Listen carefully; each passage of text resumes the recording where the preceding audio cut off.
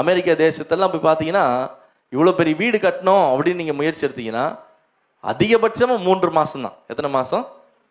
3 மாதம். அவங்க நம்மளை போல பில்டிங்லாம் என்ன பண்ணுறதில்ல, எல்லாமே ஃப்ளைவுட்டில் தான் கட்டுறாங்க. அப்போ 3 மாதத்தில் ஒரு வீடை கட்டி முடிக்கிறாங்க.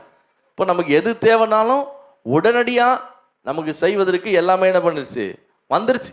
நம்ம அதே நினப்பில் தான் வந்து ஆண்டவருடைய ஆலயத்திலும் நம்ம வந்த உடனே ஃபாஸ்ட் என்ன பண்ணுவார், கையை வச்சு இயேசுவின் நாமத்தினால இன்னைக்கு உனக்கு வானத்திலிருந்து ஒரு பொக்கிஷம் இறங்கட்டும் அப்படின்னு சொன்ன உடனே நம்ம எந்த கனவோடு போகிறோம் வெளியே போகும்போது?